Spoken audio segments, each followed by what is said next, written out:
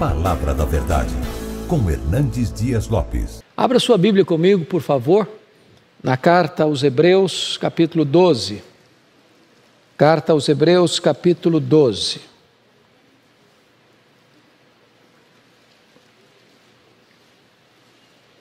Nós vamos considerar este belíssimo capítulo desta carta.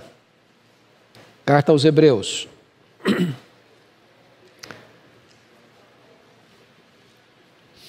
Hebreus capítulo 12, está escrito o seguinte: portanto também nós, visto que temos a rodear-nos tão grande nuvem de testemunhas, desembaraçando-nos de todo o peso e do pecado que tenazmente nos assedia, corramos com perseverança a carreira que nos está proposta, olhando firmemente para o autor e consumador da fé, Jesus, o qual em troca da alegria que lhe estava proposta, suportou a cruz, não fazendo caso da ignomínia, está sentado à destra do trono de Deus.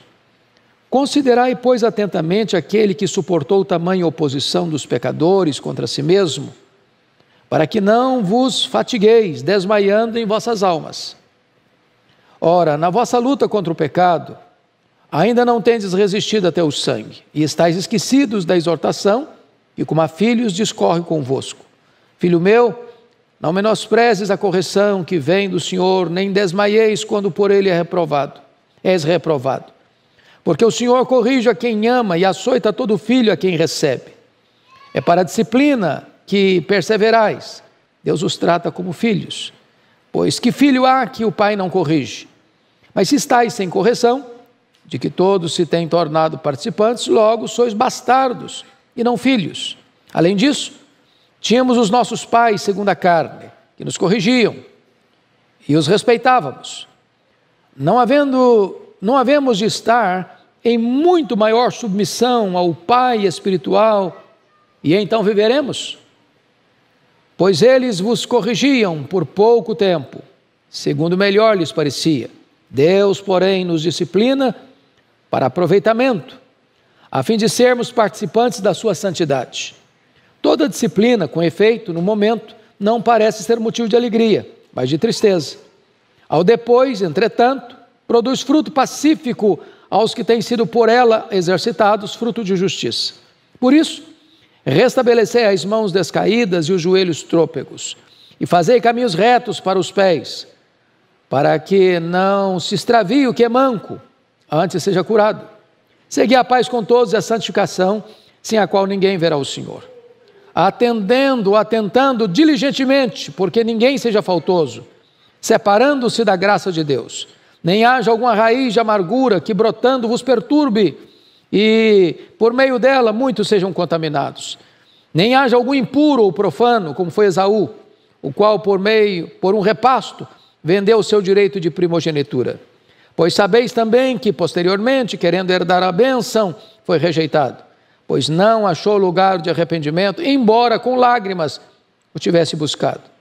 Ora, não tendes chegado ao fogo palpável e ardente, e à escuridão, e às trevas, e à tempestade, e ao clangor da trombeta, e ao som de palavras tais, que quantos o ouviram, suplicaram que não se lhes falasse mais, pois já não suportavam o que lhes era ordenado. Até um animal, se tocar o monte, será apedrejado. Na verdade, de tal modo era horrível o espetáculo que Moisés disse: sinto-me aterrado e trêmulo. Mas tens chegado ao Monte Sião, e à cidade do Deus vivo, a Jerusalém celestial, e a incontáveis hostes de anjos, e a universal assembleia, e igreja dos primogênitos arrolados nos céus, e a Deus o juiz de todos, e aos espíritos dos justos aperfeiçoados, e a Jesus, o mediador da nova aliança, e ao sangue da aspersão que fala coisas superiores ao que fala o próprio Abel. Tende cuidado, não recuseis ao que fala, pois se não escaparam aqueles que recusaram ouvir quem divinamente os advertia sobre a terra, muito menos nós, os que nos desviamos daquele que dos céus nos adverte. Aquele cuja voz abalou então a terra, agora, porém, ele promete dizendo: ainda uma vez por todas farei abalar não só a terra, mas também o céu. Ora, esta palavra ainda uma vez por todas, significa a remoção dessas coisas abaladas, como tinham sido feitas, para que as coisas que não são abaladas permaneçam. Por isso, recebendo nós um reino inabalável, retenhamos a graça pela qual sirvamos a Deus de modo agradável, com reverência e santo temor, porque o nosso Deus é fogo consumidor. Bom, irmãos, eu gostaria de tratar com vocês então nesta manhã sobre o tema a corrida rumo a Jerusalém Celestial. Só para refrescar a memória de vocês, a carta aos Hebreus, ela foi escrita por uma razão bem definida. A perseguição à igreja já havia começado. Judeus convertidos a Cristo, com medo da perseguição, estavam de malas prontas de volta para o judaísmo. E o autor aos Hebreus então escreve para essas pessoas dizendo o seguinte: olha, abraçar a Jesus e retornar para o caminho de origem, no caso o judaísmo, é uma apostasia, é um caminho de morte. Isso porque Jesus é superior, é melhor do que os profetas, do que os anjos, do que Moisés, do que Arão, do que Josué. O sacrifício de Jesus é superior ao sacrifício levítico. A ordem sacerdotal de Jesus, Melquisedeque, é superior à ordem levítica. A nova aliança firmada no sangue de Jesus é superior à nova aliança. Portanto, retroceder é voltar para as sombras, depois que a realidade já chegou. Então, essa é a grande tese desta carta. Mostrar que o judaísmo tinha um propósito: levar-nos até Jesus. Esse era o grande projeto do Velho Testamento, era mostrar Jesus. Jesus está presente em todo o Velho Testamento. Ele é a semente da mulher, ele é o cordeiro da Páscoa, ele é simbolizado pelo tabernáculo, pela arca da aliança, pelo templo, pelas festas, pelos rituais, pelo próprio sábado. Tudo isso era sombra. Ele, Jesus, a realidade. Quando Jesus Cristo veio, não é preciso mais da sombra, a realidade já chegou. É por isso que nós não podemos concordar com esta onda de judaização da igreja evangélica, porque trazer de volta os símbolos, os objetos do culto judaico para dentro do culto evangélico é não ter entendido que tudo isso era sombra da realidade que veio em Cristo. Bom, dito isto, vamos então agora entrar nesta carta, nesta área prática da carta, tá? Que é o capítulo 12. Essa corrida rumo a Jerusalém Celestial. E nessa corrida, ou nesta viagem, nós temos 4 coisas a observar que vamos tratar aqui hoje. Primeiro, uma corrida a fazer. Segundo, obstáculos a vencer. Terceiro, orientações a seguir. Quarto, ordens a obedecer. Então deixa eu repetir. Nós vamos ver hoje 4 coisas, expondo esse capítulo 12. Primeiro, uma corrida a fazer. Segundo, obstáculos a vencer.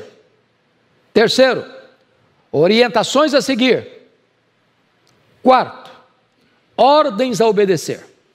Então esse texto está dividido nesses 4 pontos. Vamos lá agora ao primeiro ponto. Uma corrida, uma carreira a percorrer.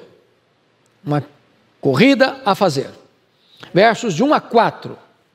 Primeira coisa que eu chamo a atenção é o que devemos considerar. Olha o verso 1 comigo. Portanto, também nós, visto que temos a rodear-nos tão grande nuvem de testemunhas, veja você, ele está mostrando para nós que nós estamos numa corrida e nós estamos rodeados de uma nuvem de testemunhas. Pense comigo no estádio, na Olimpíada, e a arquibancada está lotada e você está na pista, você é o corredor. Mas esta multidão está lá não para aplaudir você. Esta multidão está lá na arquibancada para dar um testemunho para você. Nós já corremos. Nós já fizemos a nossa corrida. E quando você olha que outros já correram essa corrida, e nem sempre essa corrida foi fácil. No capítulo 11 diz que existiram pessoas que foram libertadas do fogo, da boca de leão, mas outros também foram queimados e outros foram cerrados ao meio. Ou seja, não importa se a sua corrida vai ser uma corrida sem luta, de sacrifício pessoal, ou se nessa corrida você vai precisar inclusive dar a sua própria vida no martírio. Corra! Corra! Porque outros já correram, agora é a sua vez de fazê-lo. Deus deu testemunho delas, dessas pessoas que correram, e elas agora dão testemunho para nós, que nós também podemos correr. Essa é a nuvem que nos rodeia, de testemunhas. Mas ele está mostrando aqui no verso 1 ainda o que devemos rejeitar, desembaraçando-nos de todo o peso e do pecado que tenazmente nos assedia. Veja bem que ele faz diferença entre pecado e peso. Tem coisa que, embora não seja em si pecado, pode ser peso. E se você está entendendo a linguagem que ele está usando de uma Olimpíada, tudo que um corredor não pode fazer para fazer uma boa corrida é carregar uma mochila nas costas. Um saco de cimento nas costas. Ele não vai conseguir correr. Ou também correr com vestes inapropriadas. Pensa você, um corredor na pista com uma túnica. Vai tropeçar nos próprios pés. E aí é hora de você parar e perguntar para o seu coração: o que é que para mim é um peso que me atrapalha na minha corrida cristã? Cada um pode ter um peso diferente. Mas todos nós lidamos com um obstáculo, que é o pecado, que o texto diz tenazmente, fortemente nos assedia. Ô, gente, essa luta é constante. Jamais haverá um tempo entre o novo nascimento e a glorificação que você possa dizer: bom, agora eu não luto mais contra o pecado, essa luta eu já venci, hoje eu estou numa nice. Não, é luta constante, é vigilância constante. Mas, em terceiro lugar, no verso 1 ainda, como devemos correr? Olha aí comigo. Corramos com perseverança a carreira que nos está proposta. A palavra perseverança no grego, ripomone, uma das mais lindas palavras do grego, é correr não só com perseverança, não parar, não desistir, está cansado, vai um pouco mais, avança um pouco mais, eu estou querendo desistir, a carne está doendo, os músculos estão estirados, meu vigor está acabando, continue correndo, continue correndo, continue correndo. É paciência triunfadora. Não é correr gemendo, não é correr reclamando, não é correr murmurando, é correr exultando. Essa é a ideia aqui da carreira a percorrer. Agora vamos olhar, segundo ponto. Para quem devemos olhar nessa corrida? Olha comigo agora o verso 2 e 3. Olhando firmemente para o autor e consumador da fé, Jesus, o qual, em troca da alegria que lhe estava proposta, suportou a cruz, não fazendo caso da ignomínia, está sentado à destra do trono de Deus. Considerai, pois, considerai de que maneira? Atentamente aquele que suportou tamanha oposição dos pecadores contra si mesmo, para que não vos fatigueis desmaiando em vossas almas. Então vamos entender que aqui Jesus é o técnico da nossa corrida, ele é o nosso treinador. Então você vai correr a carreira cristã olhando para ele, olhando para ele. Não desvia se olhar para outro, não. Não escuta outras vozes de treinadores falsos, não. Escute-o, porque ele é seu técnico, ele é seu treinador, ele é seu exemplo, ele é seu modelo, ele é seu paradigma. E o texto está mostrando para nós que Ele é o autor e que Ele é o consumador da nossa fé. E quem é Ele? Quando Ele pensou em você, quando Ele foi cuspido e espancado por amor a você, quando Ele foi acusado de blasfêmia contra Deus, conspiração contra César, porque tomou o seu lugar, Ele não encarou a cruz, a vergonha da cruz, o opróbrio da cruz, a zombaria da cruz, com pesar, mas está escrito aí que por causa da alegria que lhe estava proposta, suportou a cruz, não fazendo caso da vergonha, da ignomínia. Já parou para pensar nisso? Que Cristo foi para a cruz em seu lugar e em seu favor, como um rei caminha para a coroação? Então, se Ele fez o maior sacrifício para salvar você, agora olhe para Ele e continue correndo a carreira cristã. Ele é seu exemplo, porque Ele foi o seu substituto e Ele morreu por você. E agora Ele serve de exemplo para você. Ele sofreu tamanha oposição dos pecadores. Então, quando você ficar meio desanimadinho, está pesado, está difícil, eu estou fraquinho demais, olha para Jesus, olha o que Ele fez por você, olha o que Ele suportou por você. Quando você olha para Ele, você que está quase desmaiando, recebe um tônico novo, um ânimo novo, uma coragem nova, uma disposição nova. É isso que o autor aos Hebreus está dizendo. Para aqueles irmãos lá que estavam sofrendo, querendo voltar para o judaísmo, deixando Cristo, ele está dizendo, olha para Jesus, desmaia não, desanima não, retroceda não, não pare não, prossiga na sua corrida. Mas, até que ponto nós devemos fortalecer os nossos músculos nessa corrida? Olha o versículo 4 comigo. Ora, na vossa luta contra o pecado ainda não tendes resistido até ao sangue. Então vamos entender o que ele está dizendo aqui. Ele sai da metáfora da maratona para a metáfora do pugilismo, do ringue. E ele deu demonstrações no capítulo 11 de alguns irmãos que por sua fé foram martirizados. Pela sua fé foram cerrados ao meio, e parece-me que é uma referência ao profeta Isaías, que o rei Manassés mandou cerrar ao meio. Então, a pergunta é a seguinte: se você acha que você está lutando contra o pecado, e está mesmo, e precisa estar mesmo, mas até que ponto? Até que ponto? Você está pronto a morrer para viver uma vida santa?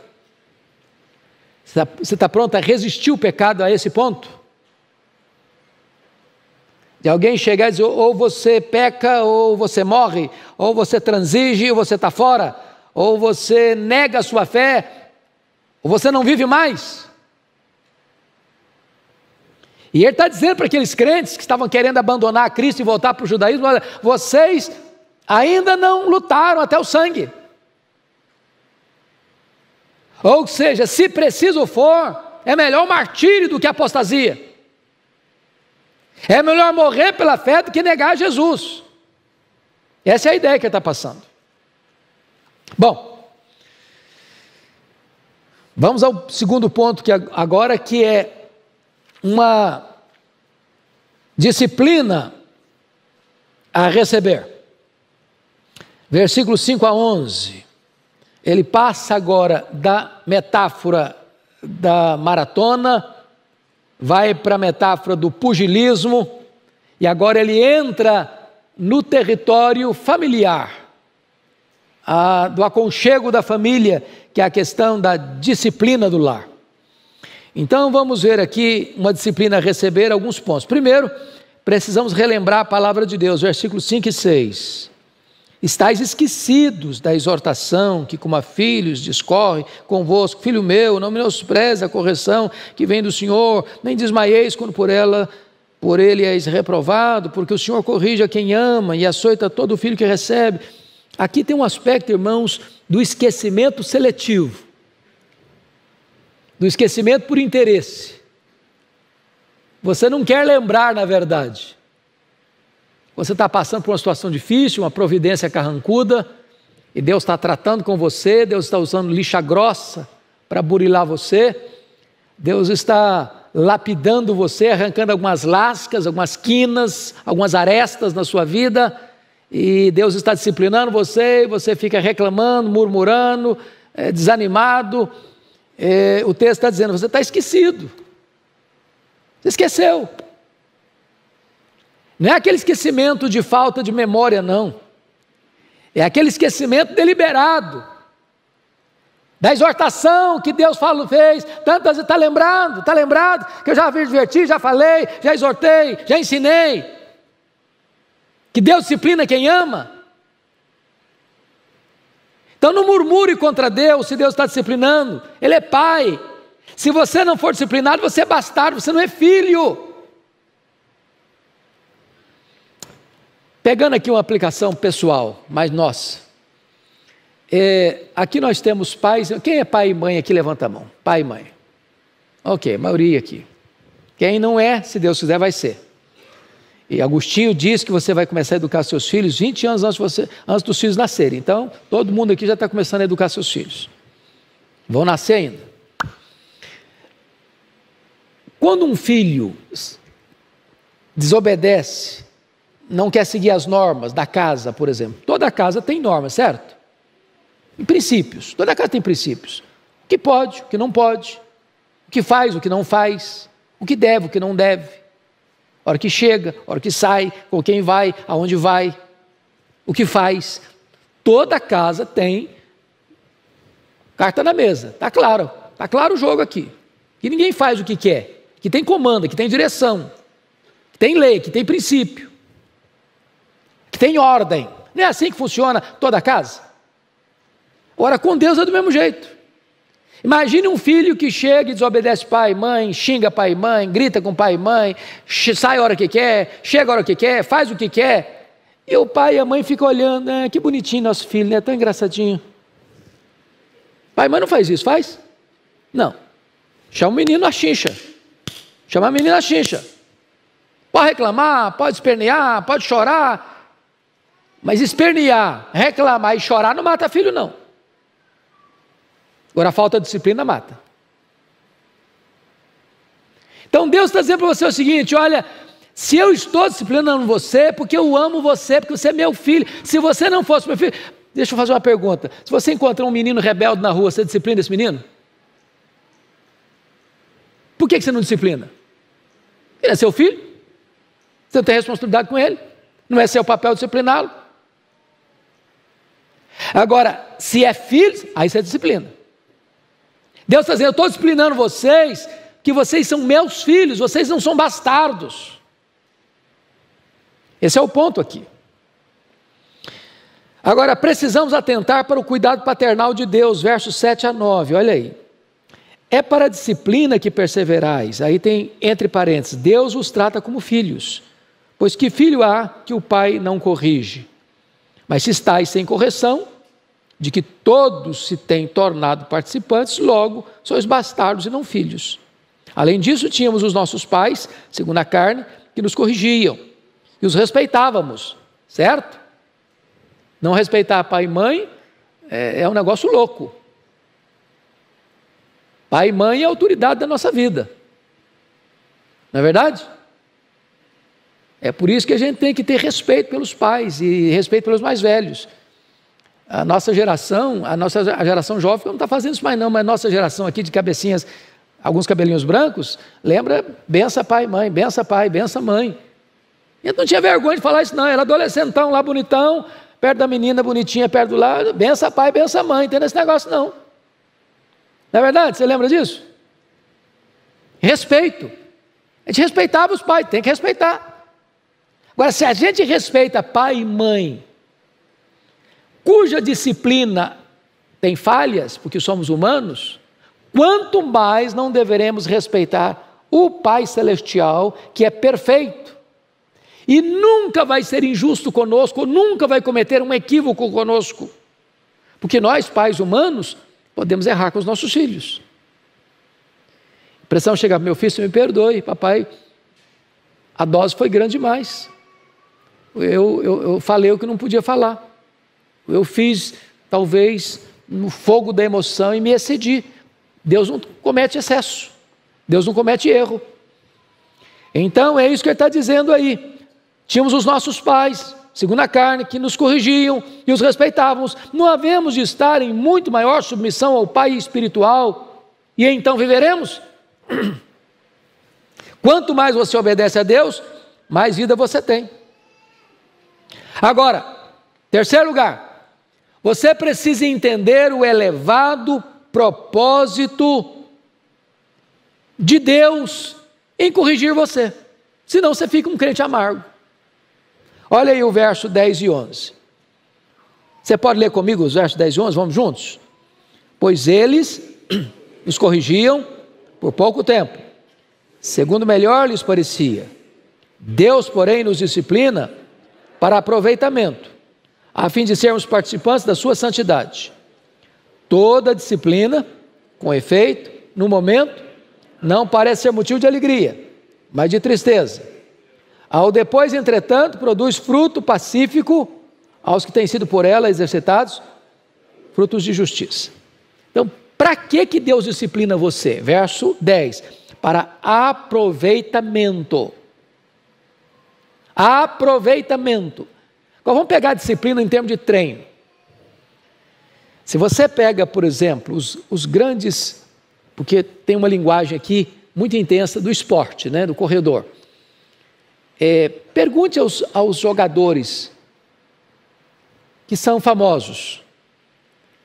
É só arte, é só habilidade, é treino. Os que chegam na frente, que estão lá no topo, treinam mais, são disciplinados. Ninguém vence sem disciplina.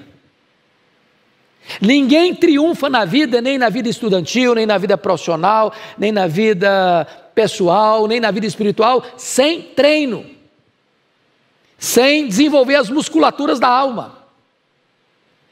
Agora, quando Deus nos disciplina, seja no treino, no exercício, seja nos corrigindo, o texto diz, é para aproveitamento, é para o seu bem, é para você ser coparticipante com Deus, na sua santidade, é para santificar a sua vida. Agora, a disciplina na hora que ela é aplicada não é boa. Você nunca vai encontrar um filho sendo exortado pelo pai e pela mãe, ou encher o pai e a mãe de beijo, ai que delícia, o senhor está me disciplinando, o senhor é maravilhoso, o senhor está me disciplinando, que coisa linda. Não, o filho fica aborrecido, fica chateado, entra no quarto, tranca a porta, chora. Bom, de repente com vocês é diferente, porque vocês são mais espirituais.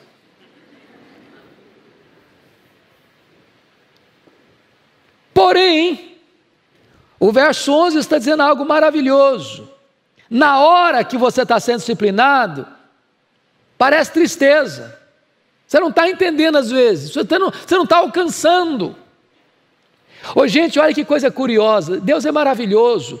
Por isso que Deus botou um filho sob o cuidado de pai e mãe, porque pai e mãe já está lá na frente, um pouquinho de experiência, um pouquinho de ruga no rosto, já foi calejado pela vida, já passou por situações, já sabe quais são os efeitos das más escolhas. Então Deus bota um filho imaturo, debaixo da autoridade de pais maduros, para que esse pai maduro diz, meu filho, por esse caminho não, vai ser problema, vai ser dor, vai ser sofrimento, você vai bater com a cara na parede, você vai sofrer. Então eu estou disciplinando você aqui, para que você não entre por esse caminho. Se você entrar por ele, você vai dar com os burros na água. E Deus nos disciplina do mesmo jeito. Meu filho, eu estou disciplinando você, sabe por quê? Se você for por esse caminho que seu coração está desejando e querendo, vai dar errado, vai dar problema, você vai sofrer, eu estou te poupando. É isso que o texto está dizendo.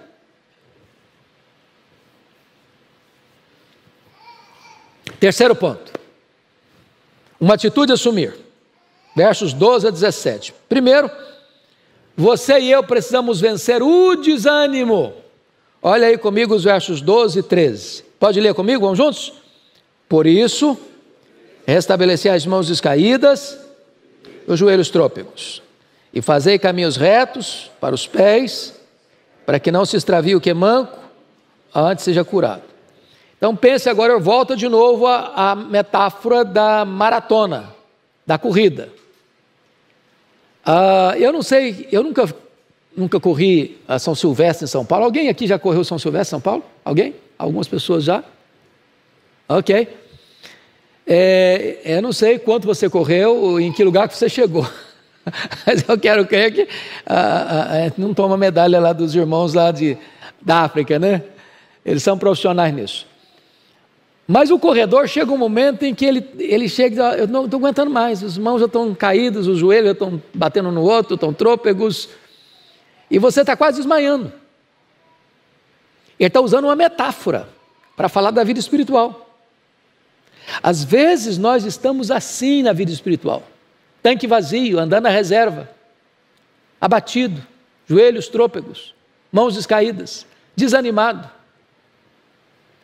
E Deus está nos mostrando a necessidade, irmãos, de nós vencermos o desânimo. Vencer o desânimo. E como é que você vence o desânimo? Diz o texto no verso 13, fazendo caminhos retos. Sabe por quê? Falando agora espiritualmente, sabe o que cansa a gente? Não é trabalho, não é esforço, não é o exercício. O que cansa o crente é o pecado. Fazer coisa errada. Aí você perde a alegria, aí você perde a paz, aí você perde a intimidade com Deus, aí você fica constrangido até de orar, aí o louvor parece que não brota espontaneamente. Então o autor aos Hebreus está dizendo, você quer melhorar, você quer ficar animado? Larga de lado os caminhos tortos, fuja daqueles lugares escorregadios, não entre por atalhos sinuosos, faça caminhos pés para que você não tropece, porque veja bem, uma pista de corrida, via de regra, é preciso ser o quê? Plana, para o cara não pisar em falso, torcer o joelho. O pecado, que é o caminho sem ser plano, ele vai levar você a tropeçar, a sofrer solavancos, e dá um problema aí nos seus joelhos espirituais. Essa é a ideia do texto. Segundo lugar, nós devemos manter uma relação certa com Deus e com os homens, nessa corrida. Olha o verso 14, leia comigo o 14, vamos juntos? Seguir a paz com todos e a santificação, ninguém verá o Senhor. Então veja bem que agora ele junta duas coisas. Vida espiritual tem o aspecto vertical com Deus e tem o aspecto horizontal com o próximo. Não dá para vocês, né? Eu convivo demais, 100% bem com os meus irmãos, mas minha relação com Deus está interrompida. Não dá para vocês dizer, na minha vida com Deus está beleza, mas a minha vida com os meus irmãos está péssima. Tem jeito. Uma coisa está ligada à outra. Você tem que estar em paz com seus irmãos e você precisa buscar a santificação. Então, gente, para de brigar, tá? Para de criar encrenca. Para de fazer confusão. Para de ser uma fonte de intrigas. Para de falar dos outros.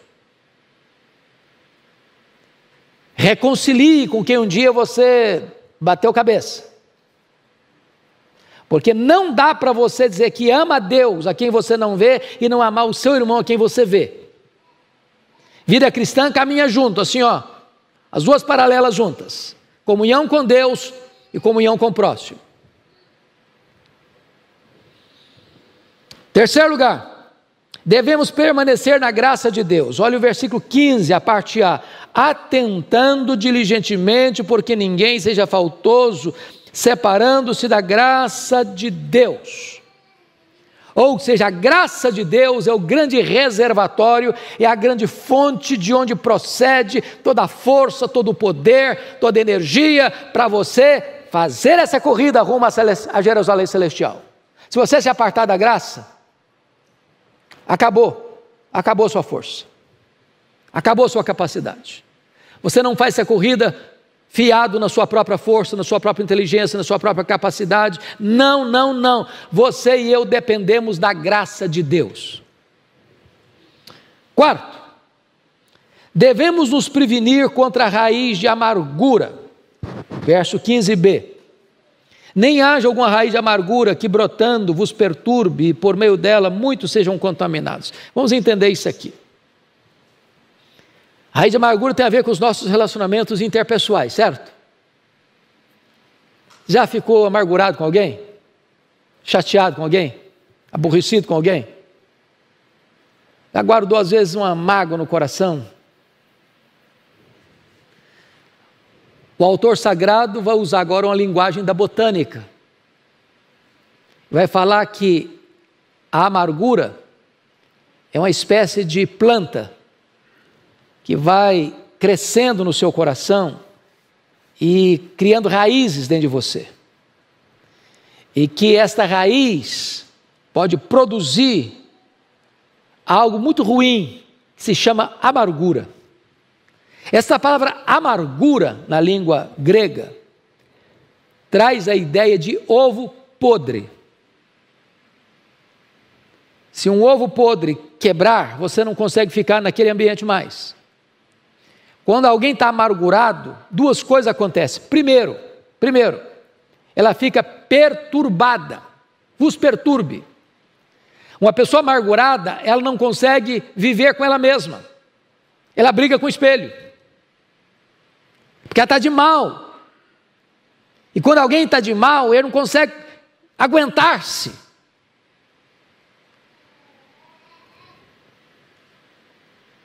Você não suporta você mesmo. Você é alguém intragável quando você está amargurado. Agora o texto diz que não só você fica perturbado, mas está aí, contamina, ou seja, você não consegue manter ninguém à sua volta. As pessoas vão embora de você, elas não vão conviver com você, você fica chato, intragável. Você fica igual porco-espinho, encostou em você e espeta. Então o texto está mostrando para nós que a gente tem que ter cuidado na nossa relação, manter paz com uns com os outros e a santificação, porque se você não manter paz com seus irmãos, com o seu marido, com a sua mulher, com seus filhos, com seus pais, com seus colegas de trabalho, com seus colegas de igreja, com seus irmãos da igreja, com seus colegas de estudo, você vai ficar amargurado, e se você ficar amargurado, você não tolera nem a você mesmo, quanto mais os outros, e quantos mais os outros vão tolerar você, também não vão aguentar não. Você conhece aquele tipo de gente chato? Toda vez que você chega, critica você, dá uma palavra ruim para você, isso aqui não está bom, isso aqui não está bom, isso aqui não está bom, e aí de repente você vai se afastando, você vê lá, você já dá uma contornada, está aqui, você passa para lá de cá, a pessoa fica isolada. Por quê? Porque é um poço de amargura, a raiz de amargura cresceu e afetou a vida dele. Quinto, em vez de ter raiz de amargura, nós devemos valorizar os privilégios espirituais. Olha os versos 16 e 17.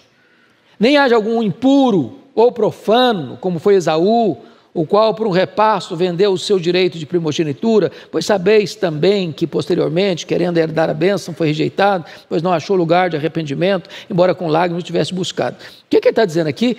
Valorize seus direitos, seus privilégios espirituais. Valorize a sua primogenitura. Valorize o fato de você ser filho de Deus. Valorize o fato de você ser membro da igreja de Deus. Valorize o fato de você ser herdeiro de Deus. Valorize o fato de seu nome estar escrito no livro da vida. Valorize o fato que o Espírito Santo marcou você como propriedade exclusiva de Deus. Valorize essas coisas. Porque se você não valorizar isso e começar a trocar suas bênçãos espirituais por pratos de lentilha, por prazeres imediatos, por vantagens que o pecado oferece, daqui a pouco você vai trocar as bênçãos espirituais por aquilo que é aventura mundana, e aquilo que é aventura mundana não vai satisfazer você, e agora você vai perder a alegria das coisas de Deus. Aí vir à igreja é um peso, aí ler a Bíblia é um peso, aí orar é um peso, aí adorar é um peso, e as coisas de Deus vão perdendo o brilho para você. Vai ser igual um Esaú que vende o direito de primogenitura, troca por um prato de lentilhas e perde a bênção, da intimidade com Deus. Quarta lição, um contraste a compreender. E aqui, dos versos 18 a 24, ele vai mostrar de uma maneira categórica aquilo que ele vem tratando na carta inteira, que é a superioridade do cristianismo ao judaísmo. O judaísmo era a sombra que pegou você e trouxe você até Cristo e apresentou você a Cristo. Lembra lá que lá no cenáculo, Jesus Cristo, participando da última Páscoa, que era a mais importante festa de Israel, ele pega o pão e parte e diz: este pão é o meu corpo, que é dado por vós, tomai e comei e fazei isto em memória de mim. Depois ele pega um cálice de vinho e diz: este cálice é a nova aliança em meu sangue, tomai e bebei dele todos, fazei isto em memória de mim, até que eu retorne para vós. Com isso Jesus está fazendo o seguinte, dando um corte radical entre judaísmo e começo do cristianismo. Acabou a matança de cordeiro, não tem mais cordeiro sendo imolado, não tem mais sangue de cordeiro sendo derramado, acabou. Eu estou inaugurando a nova aliança, eu estou começando agora uma nova fase eterna, que nunca mais vai acabar. Bendito seja Deus. No momento que você entende isso, meu amado irmão, você começa então a compreender a superioridade daquilo que Cristo veio trazer para nós. E aí, ele vai usar duas figuras: Sinai de um lado, Sião do outro. Então vamos ver. Primeiro, devemos olhar para cima e contemplar a Jerusalém celestial. E ele começa nos versos 18 a 24 a mostrar o que foi o Sinai, o símbolo da lei, né? No verso 18, fogo palpável, fogo ardente, escuridão, trevas, tempestade, clangor de trombetas, som de palavras tais, que quantos ouviram suplicaram, não fale mais com a gente, não suportavam o que lhes era ordenado. Até um animal se tocasse no Sinai, que fumegava, fumaça, trovões, relâmpagos. Era um cenário de medo, de pavor. Versículo 21, na verdade, tal modo era horrível o espetáculo que Moisés disse: sinto-me aterrado e trêmulo, medo. Esse é o representante da lei. A lei mete medo, porque a lei é clara: a alma que pecar, essa morrerá. Qual era o papel da lei? O papel da lei nunca foi nos salvar, nunca foi. O papel da lei foi convencer a você e a mim quão miseravelmente pecadores nós somos.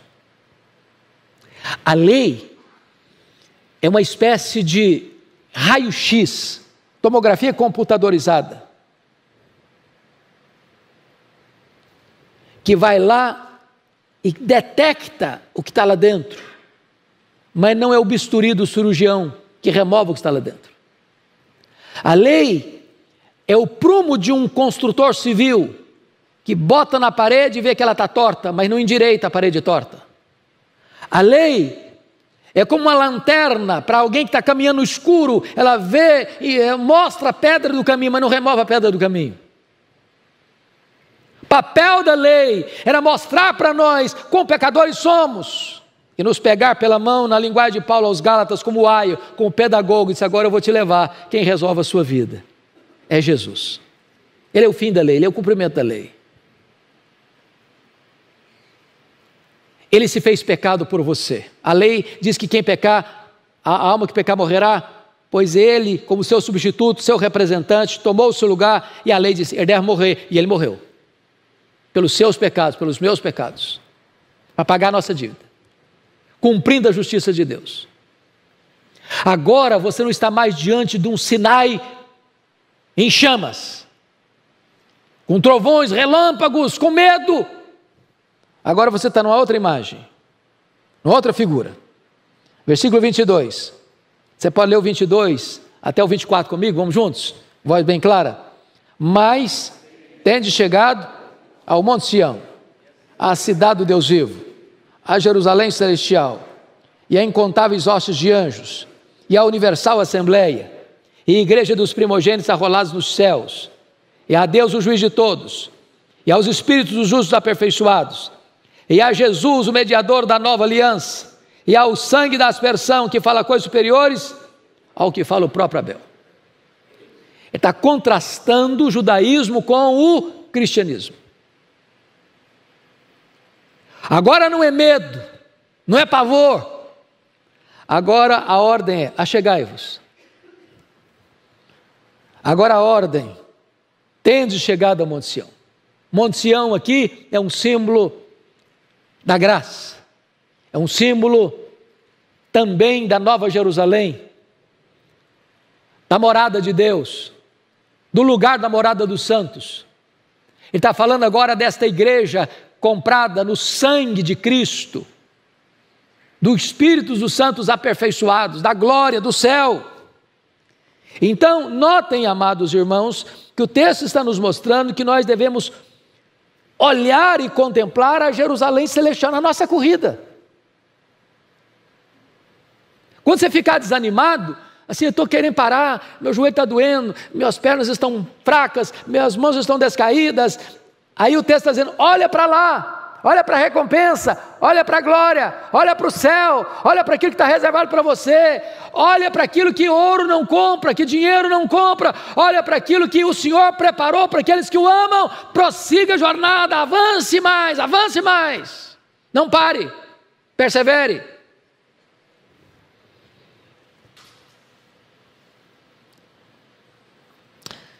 Segundo lugar, devemos olhar para frente e aguardar o reino inabalável. Versos 25 a 29. Preste atenção na leitura que eu vou fazer. Tende cuidado. Olha bem a expressão, tende cuidado. Não recuseis ao que fala. Agora ele está aplicando, agora ele está fechando o argumento. Agora está fazendo a aplicação. Agora é o pastor que pregou o sermão e está fazendo a aplicação do sermão. Tende cuidado, não recuseis ao que fala. Pois se não escaparam aqueles que recusaram ouvir quem divinamente os advertia sobre a terra, muito menos nós, os que nos desviamos daquele que dos céus nos adverte. Ele está falando o seguinte: olha, quem não escutou lá atrás, no regime da lei, sofreu sanções. Ele vai mostrar aqui nesta carta que aqueles hebreus, aqueles judeus, aqueles israelitas, melhor dizendo, que saíram do Egito, rebelaram-se contra Deus no deserto, por incredulidade. O que aconteceu com eles? Ninguém entrou na terra, exceto 2 pessoas. Toda aquela geração de aproximadamente 2 milhões de pessoas, eram 600 mil homens, fora mulheres, crianças, estimado em 2 milhões de pessoas. Toda aquela geração morreu no deserto. Toda. O deserto virou um grande cemitério. Por que eles não entraram? Porque eles não escutaram aquele que os advertia. E agora o autor aos Hebreus está fazendo a aplicação dizendo o seguinte: olha, preste atenção nisso. Tende cuidado, não recuseis ao que fala, pois se não escaparam aqueles que recusaram ouvir quem divinamente os advertia sobre a terra, muito menos nós, os que nos desviamos daquele que desde os céus nos adverte. Então, preste atenção, o Deus da graça não é um Deus bonachão, não. Não é a graça barata, não. Não é o fato de você estar salvo pela graça que pode levar a vida na galega, não. E aí ele diz no verso 26, aquele cuja voz abalou, então a terra, agora porém ele promete dizendo, ainda uma vez por todas farei abalar, não só a terra, mas também o céu. O que ele está dizendo? Ele está dizendo que quando Deus falou lá no regime da lei e entregou a lei, o Sinai fumegou, o Sinai tremeu, o Sinai viu fumaça e fogo e granizo e nuvens escuras e tempestade e todo mundo ficou com medo. Deus abalou a terra, mas ainda uma coisa vai acontecer: Deus vai abalar não só a terra, mas vai abalar o próprio céu. Quando? Quando Jesus voltar para o grande dia do juízo, para o grande dia da prestação de contas. Olha comigo o verso 27. Ora, esta palavra, aí de uma vez por todas, significa remoção dessas coisas abaladas, como tinham sido feitas, para que as coisas que não são abaladas permaneçam. Por isso, recebendo nós um reino inabalável. Então, vamos parar no verso 28 para a gente seguir daqui a pouquinho, porque você precisa ler como é que esse negócio até o céu vai estar abalado. Quem vai entender melhor isso, quem vai explicar melhor isso para nós, é Pedro. Então abra rapidinho lá, depois a gente volta aqui para fechar. Segunda carta de Pedro, capítulo 3.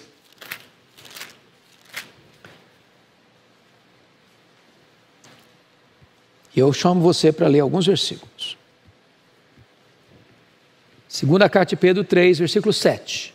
Você pode ler comigo, todo mundo? Vamos lá? Ora, os céus que agora existem e a terra, pela mesma palavra, têm sido entesourados para fogo, estando reservados para o dia do juízo, destruição dos homens ímpios. Agora, versículo 10. Virá, entretanto, como ladrão, o dia do Senhor, no qual os céus passarão com estrepitoso estrondo, e os elementos se desfarão abrasados. Também a terra e as obras que nela existem serão atingidas. Agora, versículo 12. Esperando e apressando a vinda do dia de Deus, por causa do qual os céus incendiados serão desfeitos e os elementos abrasados se derreterão. Então, quando Jesus voltar, preste atenção nisso. Não vai ser só a terra que vai ser abalada, não. Os céus também. Céus também. Agora vamos lá para Hebreus 12 para terminar. Vamos entender o que vai dizer aí no versículo 28. Por isso, fechando, causa, consequência, por isso, recebendo nós um reino inabalável, porque Deus vai purificar novos céus e nova terra, onde habita a justiça. Este é o reino inabalável. É a nossa herança. É a nossa herança, é o nosso tesouro. Por isso, recebendo nós um reino inabalável, retenhamos a graça, pela qual sirvamos a Deus de modo agradável, com reverência e santo temor. Você tem o céu como herança. Deus vai abalar os céus e a terra, mas você vai habitar com Ele, reinar com Ele para sempre e sempre. Você vai estar assentado com Cristo no trono, num reino inabalável. Não vai mudar nunca esse reinado, esse rei nunca vai se aposentar, esse rei nunca vai perder o trono, esse rei nunca vai ser tirado do trono, e você vai reinar com ele num reino inabalável. Por isso fica firme na graça, meu irmão. Agora, quem quiser brincar com esse Deus, verso 29 alerta, porque o nosso Deus é o quê? Fogo consumidor. Que Deus nos ajude, irmãos, a correr com perseverança a carreira cristã. Vamos ficar em pé e vamos orar. Te damos graças pela Tua palavra, Senhor. Que preciosa ela é para o nosso coração. Ajuda-nos a caminhar com perseverança a nossa carreira, porque a Tua palavra nos diz que Tu nos segura pela mão direita, nos guia com o Teu conselho, até nos receber na glória. E nós queremos, nessa jornada, tirar o peso das costas, olhar para o nosso treinador, o autor e consumador da nossa fé, que é Jesus, e vivermos uma vida correta, santa, piedosa, em paz com os nossos irmãos, em intimidade contigo, entendendo que nós fomos transferidos da lei para a graça, por causa da obra de Cristo na cruz do Calvário. E que nós estamos olhando para esta grande recompensa, para este reino inabalável, onde reinaremos contigo para sempre. Enquanto caminhamos da terra para o céu, fortalece-nos com a graça para entrarmos na glória. Assim oramos em nome de Jesus. Amém.